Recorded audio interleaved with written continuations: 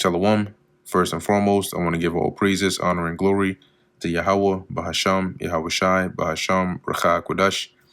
Double honors to the elders and the apostles of Great Millstone, and peace and blessings to the elect. And today we're going to go into the book of Matthew, the 10th chapter. And when he had called unto him his 12 disciples, he gave them power against unclean spirits, to cast them out and to heal all manner of sickness and all manner of disease. Now the names of the 12 apostles are these: the first, Simon, who is called Peter, and Andrew his brother, James the son of Zebedee, and John his brother, Philip and Bartholomew, Thomas and Matthew the publican, James the son of Alphaeus, this is the James, the brother of Yahushai, and Labius, whose surname was Thaddeus, and that's talking about Jude, who was also a brother of Yahushai. And if you click in here, Labius, it tells you it's one name of Jude, who was one of the 12 apostles. Simon the Canaanite, and Judas Iscariot, who also betrayed him. Now, Simon the Canaanite doesn't mean he was a natural Canaanite. In fact, the word there is actually, as it says, zealous. Okay, and when you go into the Hebrew or Aramaic, as it has here, it's quana, okay, or quanaa, which is jealous, or really more in the use of how they had it translated to be zealous. Okay, not Canaan or a natural Canaanite. These 12 Yahushua sent forth and commanded them, saying, Go not into the way of the Gentiles, and into any city of the Samaritans enter ye not, but go rather to the lost sheep of the house of Israel. So he sent them, say, first go to the cities where Israel are, the cities that are known predominantly for having Israelites there. That's where you go. And as ye go, preach, saying, The kingdom of heaven is at hand. Heal the sick, cleanse the lepers, raise the dead, cast out devils. Freely ye have received, freely give. Provide neither gold, nor silver, nor brass in your purses, so don't take any money, nor scrip for your journey, neither 2 coats, which is a change of raiment, neither shoes, nor yet staves, for the workman is worthy of his meat. Meaning, when you go to these cities, people will provide these things for you. And the workman being worthy of his meat, meaning don't be hesitant to accept that hospitality, because you're laboring, and so you deserve it. And into whatsoever city or town ye shall enter, inquire who in it is worthy, and there abide till ye go thence. Right? So seek out those that are God-fearing, that are capable of receiving this word, and that will open up their homes to you, and stay there until you leave that city. And when ye come into an house, salute it. And if the house be worthy, let your peace come upon it. But if it be not worthy, let your peace return unto you. So if it's worthy, if they're God-fearing, if they believe, have your blessing rest upon them. If not, your blessing will return back to you, and they don't get it. And whosoever shall not receive you, nor hear your words, when ye depart out of that house or city, shake off the dust of your feet.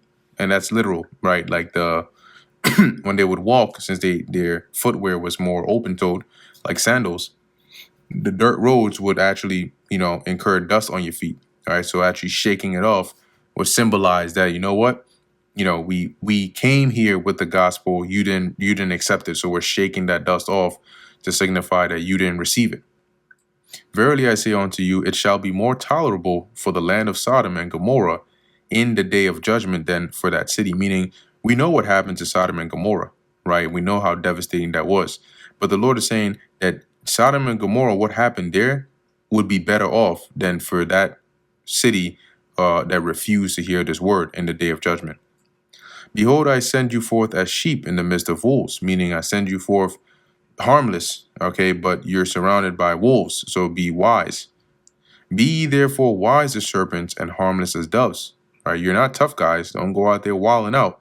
Use your brain, use wisdom, okay, and go and preach the gospel. That's the main goal.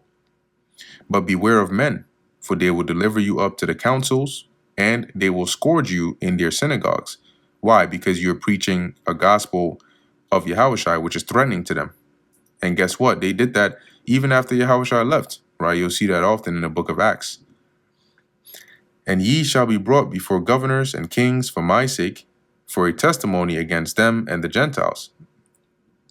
But when they deliver you up, take no thought how or what ye shall speak, for it shall be given you in that same hour what ye shall speak, right? Which happened to them in the past and will happen again, right? And the Lord said, don't worry about what you're going to say, because he will put the Spirit on you to say it in that time. For it is not ye that speak, but the Spirit of your Father which speaketh in you. See, so the Lord will put the words in your mouth that you have to say when the time comes. And the brother shall deliver up the brother to death, and the father the child, and the children shall rise up against their parents and cause them to be put to death, meaning that they will betray you. Okay, they will betray one another, unbelievers betraying the believers. And ye shall be hated of all men for my name's sake, but he that endureth to the end shall be saved. See, and for the Lord's name's sake, because the world hates the Lord. All right, so if you teach his word and you stand stiffly for his name, they will hate you too. But if you endure unto the end and remain faithful and loyal, you will be delivered. But when they persecute you in this city, flee ye into another. For verily I say unto you, ye shall not have gone over all the cities of Israel till the Son of Man be come. Right? So meaning that, whatever city they persecute you in, you go into another. Right? But physically, you will not be able to go to all the different regions where Israel is till the Son of Man be come. Right? And even now, the Lord, knowing that, he set it up to where we don't, especially in this case, the gospel is preached throughout the four corners, but it's not by us physically going to all the different regions where Israel is. That's be impossible because they're scattered throughout the four corners of the earth. That's why the Most High set up the internet. Okay, that this gospel can be spread there, and then shall the end come. The disciple is not above his master, nor the servant above his Lord. It is enough for the disciple that he be as his master, and the servant as his Lord. If they have called the master of the house Beelzebub, how much more shall they call them of his household? So expect this, because the Yahushua being the master, they called him a devil, right? So how much more for you being in his house? Fear them not, therefore, for there is nothing covered that shall not be revealed, and hid that shall not be known, right? So don't worry, because everything is going to come to light. What I tell you in darkness, that speak ye in light, and what ye hear in the ear, that preach ye upon the housetop. So the things that are revealed to you in secret, right, preach openly. And fear not them which kill the body, but are not able to kill the soul, right? Because they can deliver you up to the councils, they can put you to death, but that's it. They can't harm you after that. So rather than fearing them and succumbing to them, fear, right, but rather fear him which is able to destroy both soul and body in hell. And that's the Most High. And what that means is him being able to destroy both soul and body in hell is the Lord can, after, you die, he can still cast judgment upon you. And you will come back again on the earth and you will suffer that, right? Being that hell is not a place where you burn forever, but it's a hellish condition. He can bring you back in a diseased body. He can bring you back and you just live a very painful and troublesome lifestyle. And he can do this over and over and over again to where you feel like you're just coming back again and again and again, suffering this torment and this judgment. And he can do that. So with the Lord, judgment doesn't stop at your death. In fact, that can really be the beginning of your judgment, because he'll cast that judgment upon you. And when you come back on the earth, you'll have to endure that. So you fear the Lord and you do what he says. Are not 2 sparrows sold for a farthing? And one of them shall not fall on the ground without your Father. And the farthing is not that much, right? But the Lord is saying here, if 2 sparrows, which are, so cheap, or let's say you can buy them for this price, and yet even birds that you can buy with money, the Lord controls, right? When one falls or dies, the Lord controls all of those things, which is to signify that the Heavenly Father controls everything, right? But the very hairs of your head are all numbered. Fear ye not, therefore, ye are of more value than many sparrows. So the Lord will take care of you. Whosoever therefore shall confess me before men, him will I confess also before my Father which is in heaven. But whosoever shall deny me before men, him will I also deny before my Father which is in heaven. So you want to make sure you stand boldly for the Lord, right? And you don't deny the Lord. Think not that I am come to send peace on earth. I came not to send peace, but a sword. And in the Lord's second return, he will bring a sword, which is destruction. But he's saying here, I'm not here to send peace. Because what? Along with the Lord and his message would be division. Because not everybody would believe, and also not everybody would be an unbeliever. For I am come to set a man at variance against his father, and the daughter against her mother, and the daughter-in-law against her mother-in-law. And a man's foes shall be they of his own household. Why is that? Because you're going to have some that believe, and you're going to have some that don't. And that tension, or that, that division is gonna clash at some point. He that loveth father or mother more than me is not worthy of me, and he that loveth son or daughter more than me is not worthy of me. Because what will happen is you'll prioritize them above the Lord, and hence you won't be worthy of the Lord. He that taketh not his cross and followeth after me is not worthy of me. So if you don't basically bear your burdens, discipline yourself and come and serve the Lord, then you're not worthy of him. You won't be able to do the things he asks you to do. He that findeth his life shall lose it, and he that loseth his life for my sake shall find it, right? So if you try to cling on to your life, your possessions, the things you have here, eventually you're going to lose all that and yourself. But if you're willing to give those things up for the Lord, you're going to find it, meaning he's going to bless you with it, with life eternal, and then all of those things. He that receiveth you receiveth me, and he that receiveth me receiveth him that sent me. So ultimately, the message is from the Most High, through Yahushua, through us, right, through the teachers. So if you believe on the words of the teachers, then you believe on the words of Yahushua, and by relativity, or transitive dependency, whatever you want to call that, you also believe on the words of the Most High. He that receiveth a prophet in the name of a prophet shall receive a prophet's reward.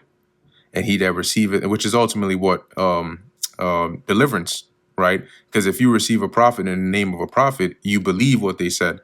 And if you continue in that, you would receive that same reward, which is salvation. And now there is a difference, of course, right? When you get past that, you have different rank and all those things. But the main thing is that one penny that we'll all get, right? Salvation. And he that receiveth a righteous man in the name of a righteous man shall receive a righteous man's reward. Same point. And whosoever shall give to drink unto one of these little ones a cup of cold water, only in the name of a disciple, verily I say unto you, he shall in no wise lose his reward. And I'll read this in the NLT as well. And if you give even a cup of cold water to one of the least of my followers, you will surely be rewarded. Now, this also does not mean that you can, I'll give a cup of cold water to a teacher or a disciple of the Lord, or I'll do something hospitable to them, and then I'm automatically in the kingdom. I'm going to go be a demon. I'm going to commit adultery. No, because those actions also have rewards, and those rewards line up with destruction. So you will be rewarded, but if you are righteous and continue in righteousness, you'll be rewarded for what you did. But if you receive them and follow the things that they're telling you, then you'll gain salvation. This doesn't mean you're automatically going to gain salvation because you bless a disciple of the Lord. So because that has to be accompanied by righteous works. And that brings us to the end of the book of Matthew, the 10th chapter. Lord willing, that was edifying to the elect. In closing, I want to give all praises, honor, and glory to Yahweh, Bahasham, Yahushai, Bahasham, Rakha Kodash. And until next time, Shalom.